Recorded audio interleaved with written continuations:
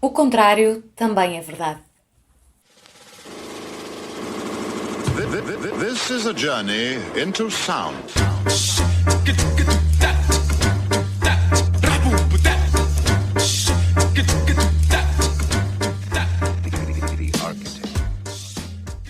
Bom dia, estamos aqui hoje com a Ana Aragão, que nos recebeu na casa dela, depois de algumas peripécias, que não vale a pena estar agora a contar. Se calhar gostava de começar um bocadinho por perceber, tu andaste em arquitetura e agora, entretanto, saltaste para o desenho. E eu gostava de tentar perceber qual é que é a relação que tu sentes que existe entre ambos. Porque, relativamente à arquitetura, claro que ela não existe sem o desenho. Mas os teus desenhos também não existem sem a arquitetura, de certa maneira, não é? Porque têm as casas, têm toda uma ambiência muito, muito próxima com a arquitetura. Não sei muito bem qual é a Ok, é uma tua... pergunta muito interessante, de facto. Eu situo-me cada vez mais, e tem sido um processo de descoberta este do desenho, situo-me cada vez mais, sinto-me cada vez mais próxima dos desenhos das utopias, das grandes utopias da arquitetura.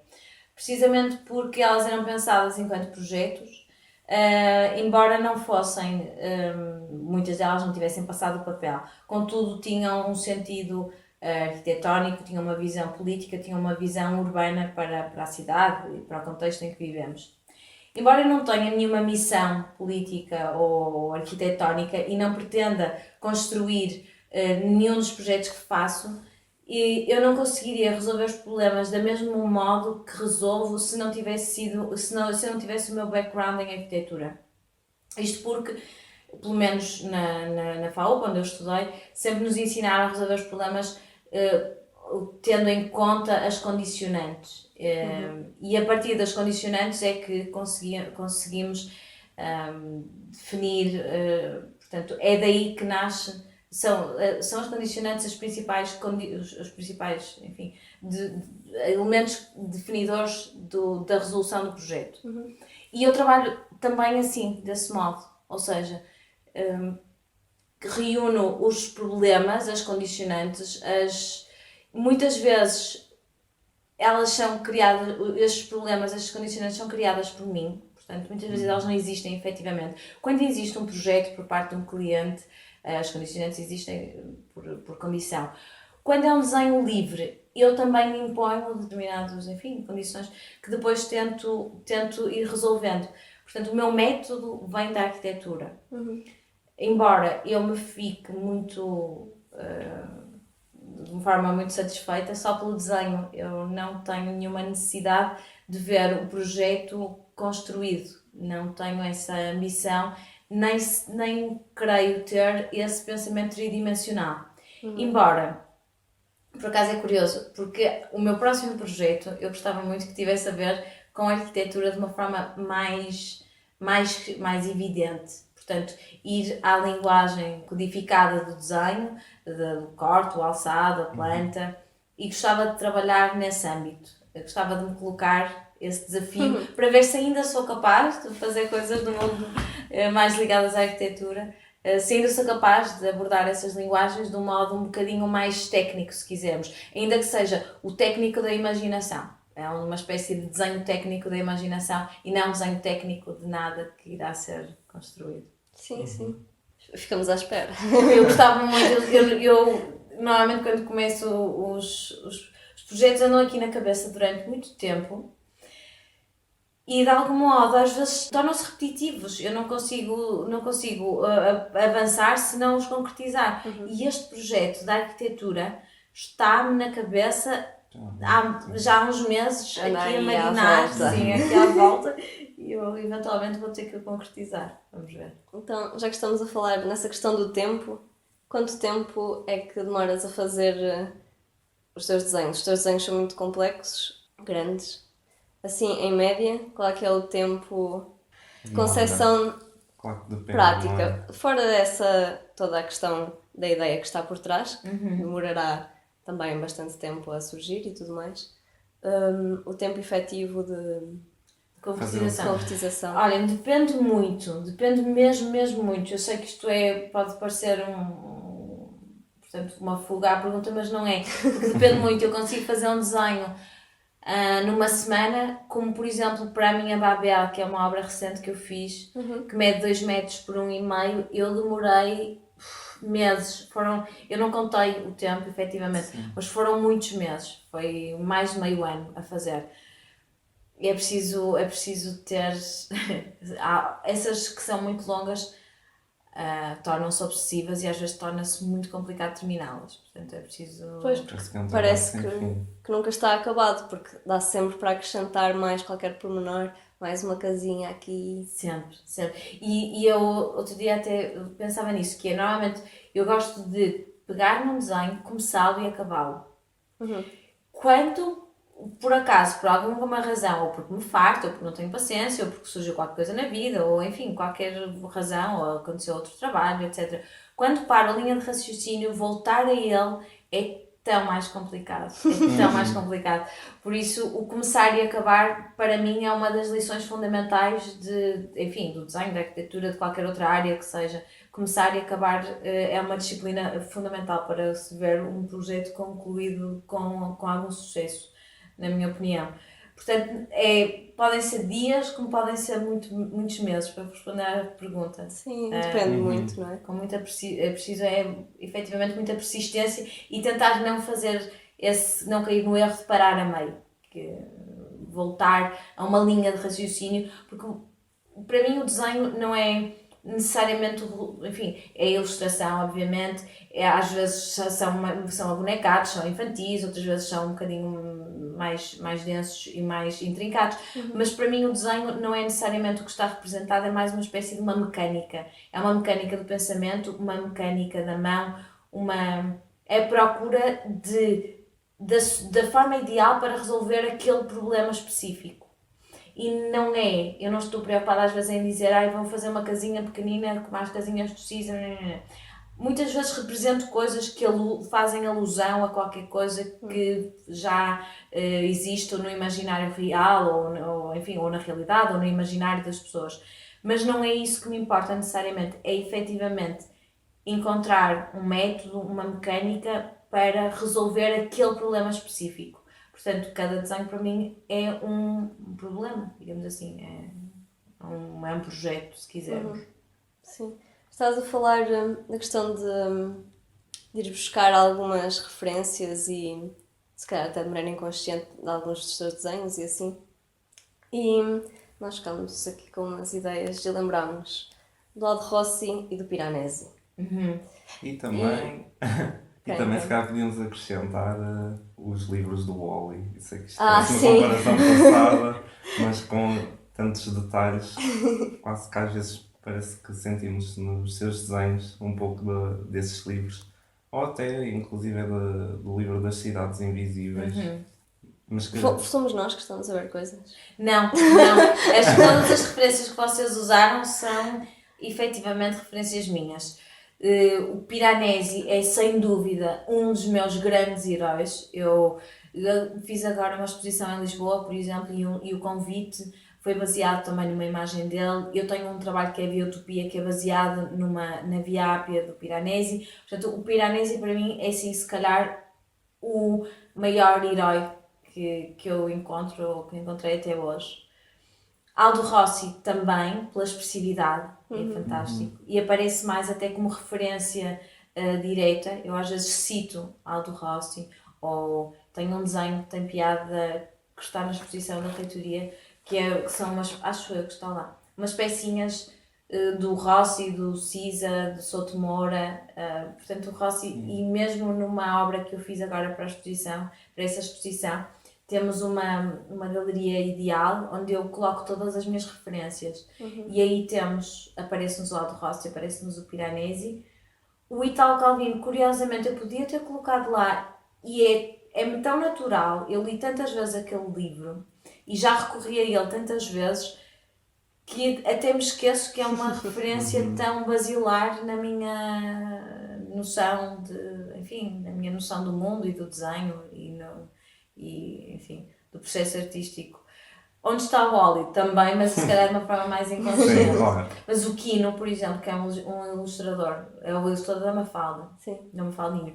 Mas tem também outros livros que são fantásticos, que são os álbuns, que não têm um nome específico, mas são os álbuns em que ele tem, em cada página, tem um desenho com uma ironia, enfim, são livros com um sentido de ironia, de oportunidade, de humor e também neste caso ele é muito político, que é uma referência incontornável para mim, o Kino, porque a minha mãe tinha os álbuns todos em casa e eu desde pequenina que me habituei durante o pequeno almoço lia ou o Tio Patinhas ou um álbum do Kino. Eu li os Tio Patinhas todos. E os álbuns do Kino também os andei para trás e para a frente, portanto acabam por ser também referências incontornáveis. E o Escher também. Quando eu terminei o colégio, um professor meu ofereceu-me um livro do Escher, porque eu já na altura desenhava com trama, ele ensinou-me a desenhar enfim, com trama, e ofereceu-me, e essa prenda marcou pela mestria com que ele domina os temas do desenho. E estes autores, na minha opinião, eles aliam a mensagem à mestria técnica de como passar essa mensagem. E essa conciliação é muito difícil, só os mestres chegam lá. Por exemplo, no Babel, na obra que fizeste do Babel, assim, a primeira interpretação que eu faço, assim, à primeira vista, é um bocadinho, se calhar, uma crítica à questão da superpopulação, as casinhas todas destruídas à esquerda, destruídas à direita, tanta coisa a acontecer ao mesmo tempo. Eu acho realmente interessante, porque os teus desenhos têm sempre, na maior parte dos casos, uma mensagem ou uma crítica por trás que tentam transmitir algo mais do que aquilo que à primeira vista parece ser. É engraçado dizeres, porque ainda agora estava precisamente a responder a uma pergunta parecida, e eu diferencio dois tipos de abordagens. E nem sempre sou eu, a maior parte das vezes não sou eu que escolho o modo como abordo. Os desenhos têm uma espécie de vida própria e pedem-me coisas diferentes. Eu não mando nos desenhos, digamos assim, eles mandam em mim, e é verdade, é mesmo verdade. Há vocês que desenham, sabem que às vezes nós queremos ir por um caminho, mas o desenho puxa-nos para o outro. Enfim, e só o tempo, só a demora. Aquele curso que há na FAUP, que é desenhar desenhando, o título não podia ser mais certeiro, porque só se desenha desenhando, só se resolve um projeto projetando, ou só se resolve um desenho desenhando. E eu tenho dois tipos de abordagem, que é, às vezes é consciente uma espécie de mensagem subliminar que quero passar, como por exemplo recriar a Babel à luz da contemporaneidade, essa leitura que fazes do excesso efetivamente está lá, como está em tantas outras. Neste caso tem um lado muito mais negativo, muito mais dark, muito mais, enfim, está ligado quase ao imaginário das séries televisivas. Eu não vejo, mas eu sei que está ligado, porque me vão dizendo, das séries, dos filmes, portanto é uma distopia, se quisermos. E às vezes eu quero dizer determinada coisa, outras vezes há uma espécie parece haver uma espécie de comunicação secreta entre a minha mão e o meu cérebro, mas que não passa por uma, se quisermos, por uma consciência. Às vezes os meus olhos surpreendem-se com o que vai aparecendo. Eu não sei exatamente o que é que vai aparecer. E esses são os momentos mais extraordinários para quem está a desenhar, que é quando eu estou tão embalada que parece que é um processo automático. O Gonçalo Ano Tavares fala muito nisso na escrita, em que é uma espécie de processo físico. E é quando os desenhos são tão intensos que me absorvem totalmente, eles absorvem-me até ao nível físico, são qualquer coisa de físico. É como se eu estivesse a andar, ou a correr, ou a comer, ou enfim, outro tipo de atividade. Outras vezes são mais conscientes, às vezes obedecem a programas e a perguntas que eu faço à realidade, e normalmente a pergunta que eu faço é: e se a realidade fosse outra coisa? E se isto fosse aquilo? E se trocássemos uma coisa por outra? E nesse sentido, enfim, existe essa dicotomia no meu processo de trabalho.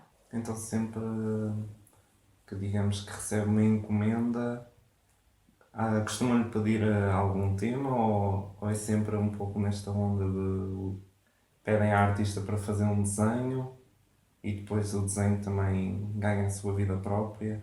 Como é que funciona? Sim, e eu já tenho isto desta faculdade, que é precisamente, às vezes pedem determinadas coisas, só que os desenhos têm, eu trabalho com a documentação que tenho à mão, por exemplo, o mapa de Macau, eu filo em Macau, eu saía à rua para tentar entender a cidade e depois chegava à casa e tentava representar aquilo que tinha apreendido, que tinha sentido, que tinha visto, que tinha estudado. E o mapa de Macau foi um desafio que eu me coloquei a mim própria. Portanto, eles no fundo queriam uma obra que eu fizesse numa residência artística e eu decidi fazer, já que sou arquiteta, porque não um mapa de Macau. Difícil, foi a coisa mais difícil que eu me coloquei, não foi mesmo. Eu não me arrependi porque consegui fazer, mas se eu não tivesse conseguido fazer, eu tinha-me arrependido, certamente. Isto para dizer que o meu cartão de telemóvel, o meu cartão de fotografias não deu. Eu sou muito má com tecnologias, então tentei tentei tirar fotografias e aquilo não funcionava. Portanto, eu tive mesmo que recorrer à minha memória. Portanto, aí eu tive que me adaptar às circunstâncias e às vezes à documentação que tenho. Outras vezes, no trabalho do CCB, por exemplo, eu fiz umas ilustrações para o Centro Cultural de Belém. E eu tive que trabalhar com as imagens aéreas que tinha, com os livros que tinha, portanto nem sempre consigo representar conforme quero. Eu tenho que encontrar uma síntese entre o que consigo imaginar, o que consigo prever, o que consigo perspectivar, se quisermos. Portanto, as encomendas às vezes são específicas, mas é muito difícil cumpri-las 100%. Provavelmente eu não sou arquiteta, nunca fiz arquitetura, mas imagino que o trabalho da arquitetura também sofra muitos imprevistos durante as obras, durante o processo de trabalho. Portanto, e isso é que é o bonito e é o, de alguma forma, poético do trabalho criativo, acho eu. Sim, vai sempre, uma pessoa vai ficando sempre, vai surpreendendo com o desenvolvimento do próprio trabalho. Nunca se sabe muito bem onde é que vai. Qual é que vai ser o final, como é que vai ser o produto acabado. Isso é muito bonito. Eu acho isso absolutamente maravilhoso no trabalho criativo, que a pessoa até quer ir por um lado, mas aquilo puxa-nos para o outro e de repente só pode ser assim. E, portanto, os teus desenhos são feitos normalmente a caneta? Sim, uso caneta Pilot, uso caneta Micron, uso caneta Bic também muitas vezes, ou algumas vezes. Normalmente são feitos a caneta e não a lápis. E o que é que acontece quando tu te enganas? Não te enganas? Exato, eu tenho uma resposta irónica, claro, que é nunca me engano. Que não é verdade, eu posso-vos mostrar exatamente vários sítios onde me enganei. E tenho duas opções. Uma delas é mais poética, se quisermos, que é aceito o erro e trabalho com o erro. E essa é a maior parte das vezes. Que é qualquer coisa de errado, muitas vezes portanto, deriva numa coisa certa, numa coisa não é certa, numa coisa possível. Se quisermos, estou consecutivamente a enganar. Cada risco é uma espécie de engano ou é uma possibilidade. Outras vezes arranjo maneira de colar uma folha por cima e disfarçar. Portanto, às vezes arranjo mesmo uma forma de enganar o desenho. Mas o erro, se imaginarmos, eu acho muito bonito imaginar um desenho deste modo, que é uma folha de papel em branco. A folha de papel em branco pode conter todos os riscos possíveis, todos os pontos e todos os riscos possíveis. E o desenhador é aquele que de alguma forma destaca só alguns. E nesse sentido, o desenho é um conjunto de possibilidades, como se tivéssemos sempre uma bifurcação e tivéssemos sempre a escolher determinada coisa. E o final são os erros possíveis, ou são as possibilidades. Se quisermos ver de uma forma mais positiva ou mais negativa, eu acho que o erro pode ter uma conotação negativa, mas no caso das áreas artísticas, obviamente que tem uma conotação também positiva, porque sem erro não existe aprendizagem, não existe descoberta. É impossível avançar sem falhas, é impossível avançar sem erros, pelo menos de acordo com a minha experiência. Tu fazes os desenhos diretamente a caneta ou fazes primeiro uma base mais geral a lápis? Ou... Às Depende, vezes faço não é? uma base geral a lápis, mas normalmente é uma base, não é detalhado, ou seja, é só o contorno. Por exemplo, na Babel foi mesmo só o contorno e as linhas mestras, tal como aqueles de Macau que viste. E Sim, depois, tem uma escala maior, não é? para não perder a Pois, perspectiva, claro. porque senão posso descontrolar completamente a perspectiva, para não descontrolar a perspectiva, faço só um geral, às vezes com uma projeção ou uma mesa de luz, qualquer coisa que me dê só as linhas guia, e depois todo o conteúdo é que é feito diretamente a caneta. Aí normalmente não faço experiências a de lápis. Não sei porque é que faço assim. Encontrei este modo de fazer e sinto-me confortável com ele. Normalmente é no início que eu vejo se o desenho tem pernas para andar ou se tenho que desistir dele. E geralmente a questão é encontrar a escala certa do desenho. Se eu encontrar a escala certa no desenho, normalmente consigo prever que vai correr tudo bem até ao final. Há muitos desenhos que eu tenho começados e que estariam péssimos se eu estivesse terminado, porque descontrolei ou não encontrei a escala certa do desenho. Ou a caneta e o material em que eu estou a riscar não correspondem um ao outro, ou fiz as linhas grossas demais, pequenas demais, grandes demais, largas demais. Há ali uma relação qualquer de escala que eu derrapei, e esses são aqueles que eu desisto. Portanto, também desisto de alguns trabalhos. Não consigo concluir todos, obviamente. Sim, acho que também faz parte, não é? Então, mas é quase como, por exemplo, esse desenho da Babel, temos essa folha enorme, 2 metros por 1,5, e começa diretamente e é naquilo que vai terminar. Sim. Não há testes a priori. Não faço grandes esquiços, nem estudos. Se calhar devia fazer mais esquiços. Não faço. Não consigo. Os meus estudos e esquiços são efetivamente às vezes coisas. Com tamanho. São mesmo. É isso, é mesmo um esquiço. Se resultar no esquiço, normalmente resulta numa outra escala. Se não resultar no esquiço, não vai resultar.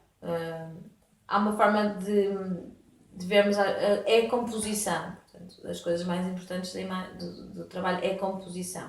Por isso é que eu às vezes recorro a este truque, que é servir-me dos meus mestres e roubo-lhes as composições. Uma Babel, por exemplo, a Biotopia, eu vou lá, roubo-lhes as composições e mudo o conteúdo. São, enfim, é uma forma de homenagem, mas é naturalmente uma forma de roubo indecente que eu faço. Eu acho que é mais, se calhar, uma forma de aprendizagem. Exato, exatamente. Sem Uma dúvida. reinterpretação. Sem dúvida, sim. Sim. E de mudar o conteúdo, mudar o sentido, portanto, pensar a mesma coisa de um outro modo e precisamente às vezes repetir determinados pensamentos que achamos geniais e não seríamos capazes de dizer melhor e de fazer melhor, a não ser através da interpretação. Mas é tudo live, portanto o processo é live. Se eu me enganar, se eu rasgar, se eu cair, se acontecer ali qualquer coisa sobre a folha, aquilo fica completamente estragado. Não faço... não tenho essa preparação prévia, faz parte do meu método não o ter. E já aconteceu muitas vezes, assim, um copo entornado em cima de um desenho. Eu tenho um desenho que é da série que ele veio para Macau e é uma interpretação bastante criativa e livre do Seagram. E nesse desenho, o Seagram é o Seagram, não é? Portanto, tem uma forma absolutamente regular. E eu estava a desenhar no chão e tinha umas botas altas e estavam manchadas com café.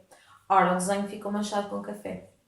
Eu olhei longamente para o desenho e eu podia tê-lo corrigido, ou seja, ter desenhado por cima do café. Eu ainda pensei pôr umas gruas, pôr umas coisas, mas tudo ia estragar a bonita e silenciosa e absolutamente mágica composição simples da simplicidade do Seagram.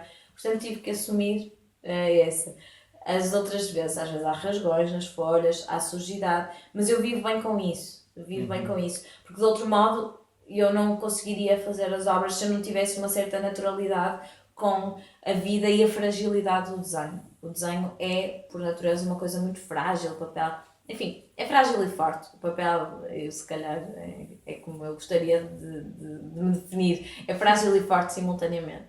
Agora, não sei se posso contar isto, acho que posso. Houve uma obra que eu decidi expor e a moldura chegou partida. E estávamos a pouquíssimo tempo da inauguração da exposição.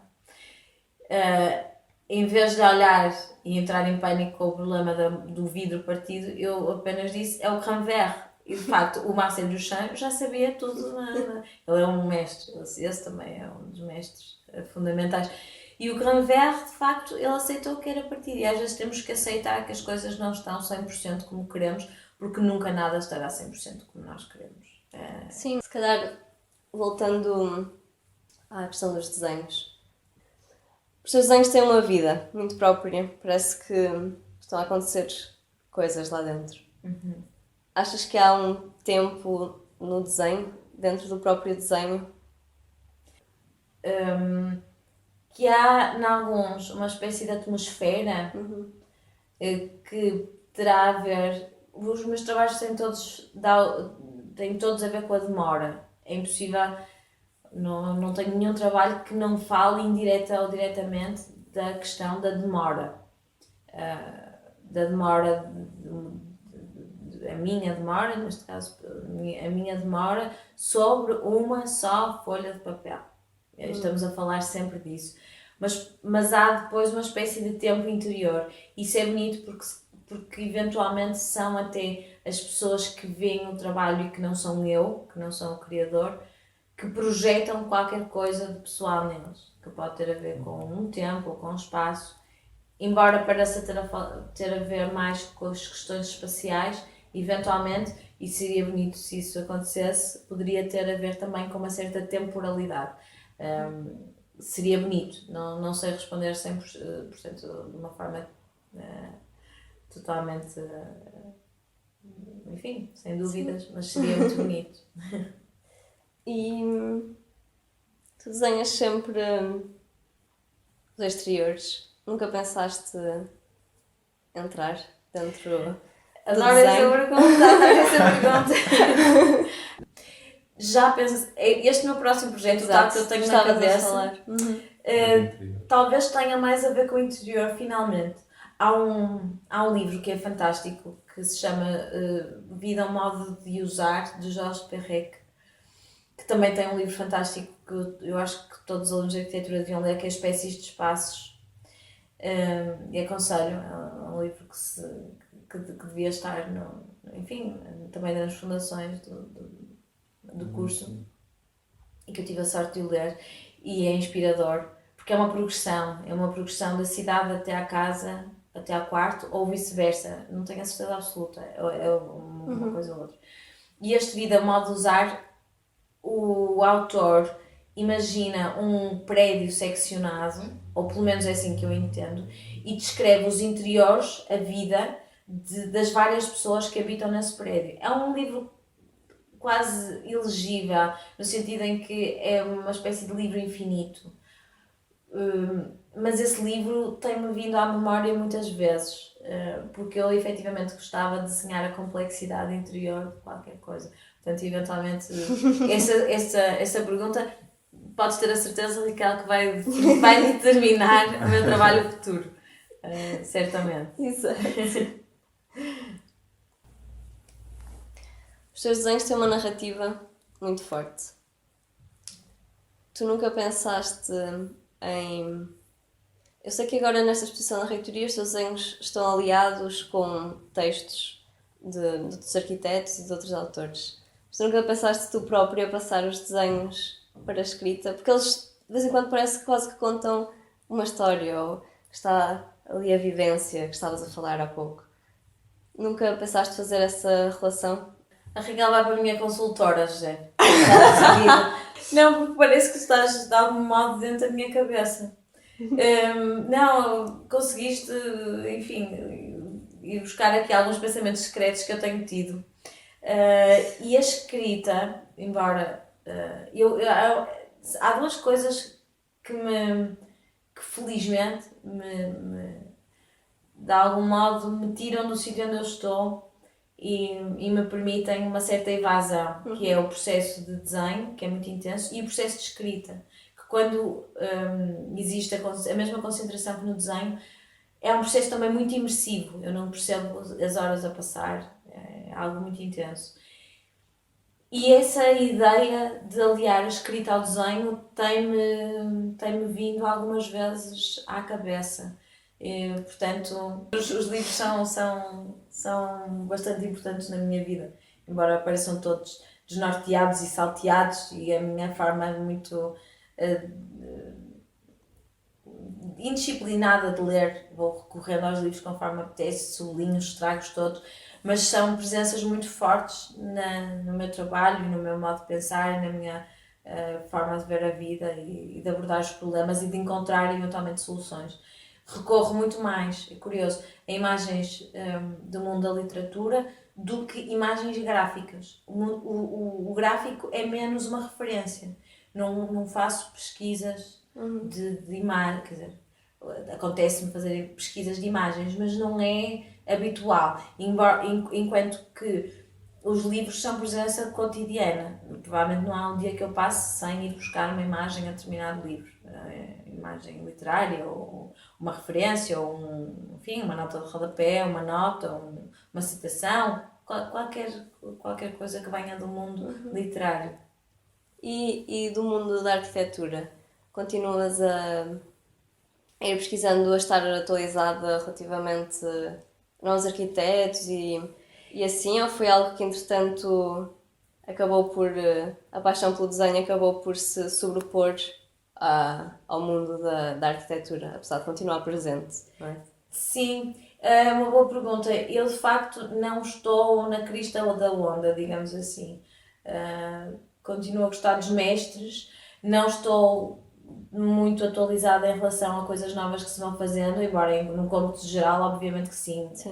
Mas não necessariamente, não vou seguindo de uma forma permanente.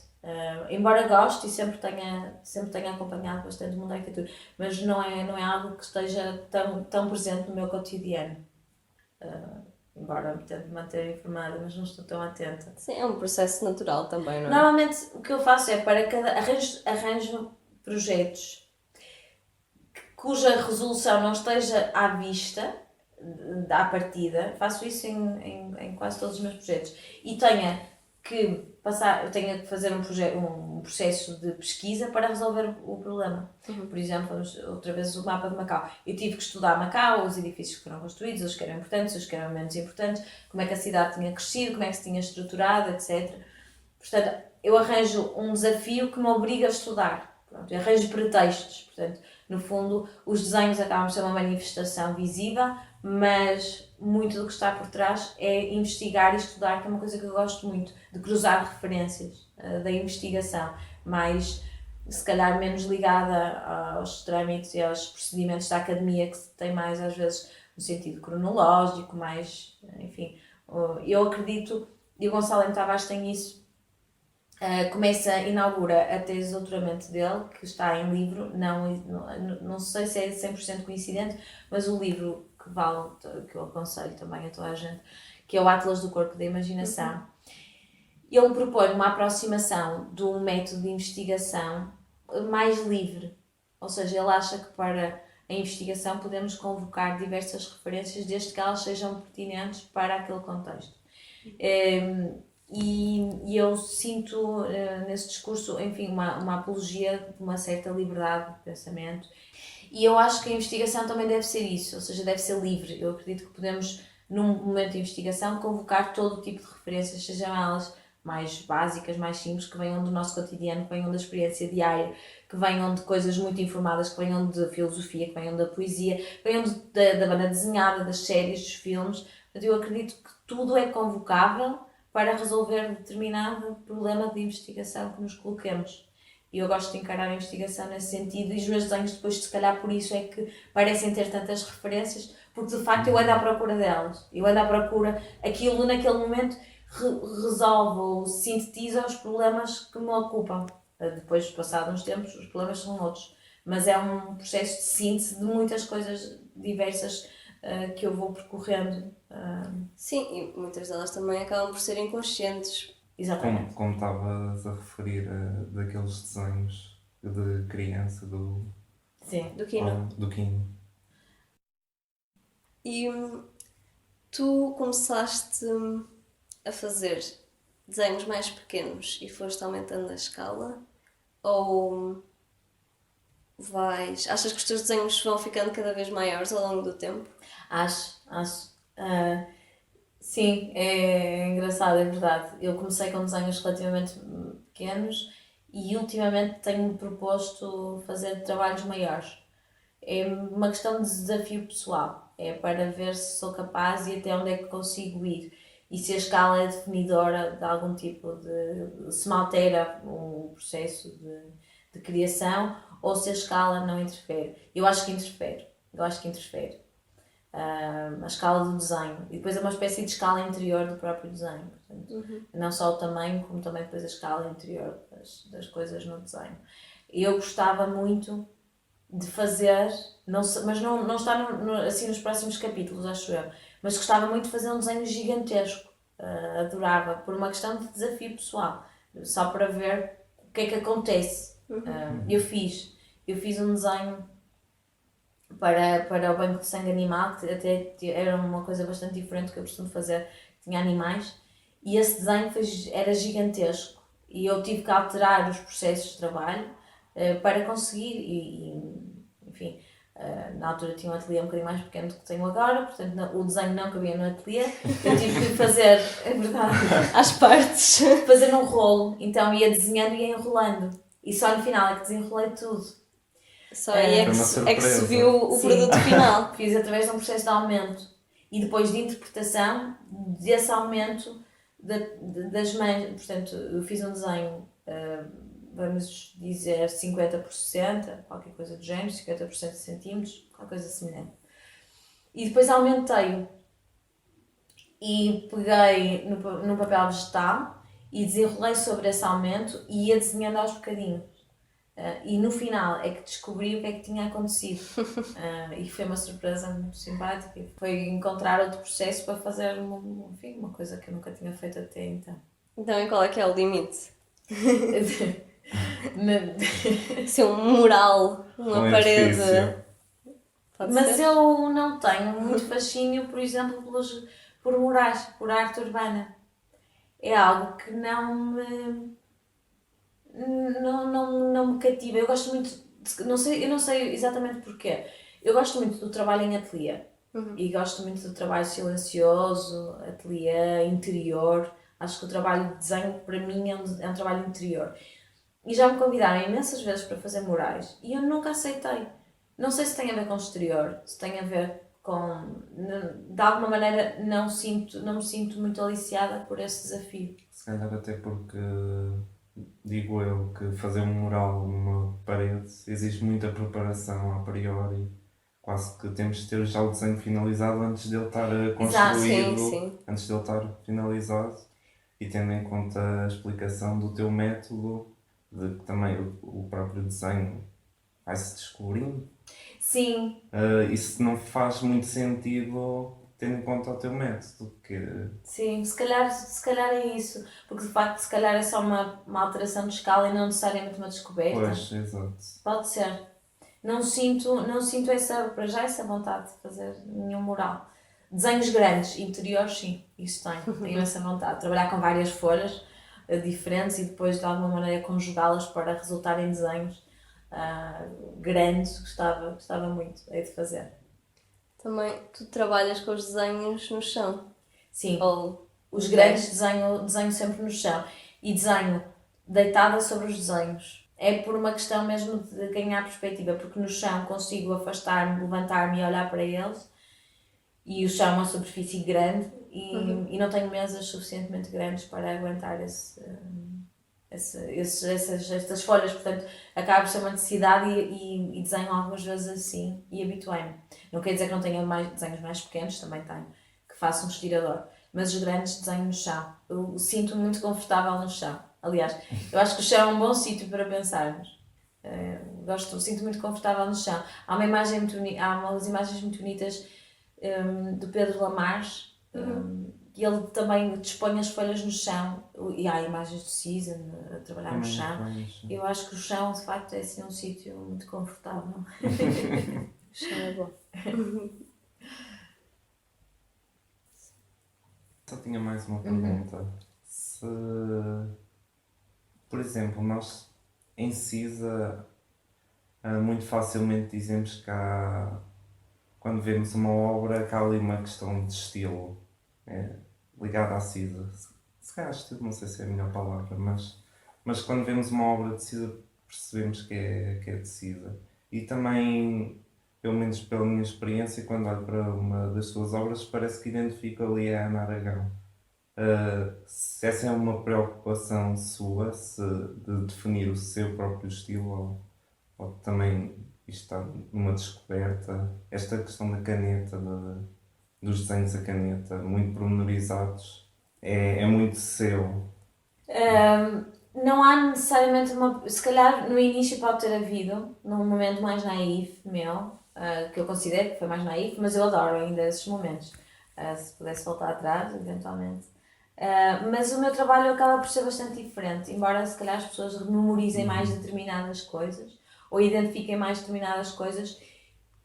Interessa muito experimentar coisas diferentes, interessa-me francamente experimentar coisas diferentes, processos diferentes, coisas diferentes. Portanto, se há uma espécie de uma certa coerência visível, não é a coisa que mais me preocupa. Preocupa-me experimentar e enfim, pensar de modos diferentes para chegar, não sei se chego sempre às mesmas conclusões, se calhar chego, ou chegar a conclusões diferentes. Acho que é isso. Obrigada. Acho que foi bom. Foi bom. Obrigada a nós. Foi ótimo. Muito obrigado. Obrigada a nós Obrigada mesmo. pela visita, foi fantástico.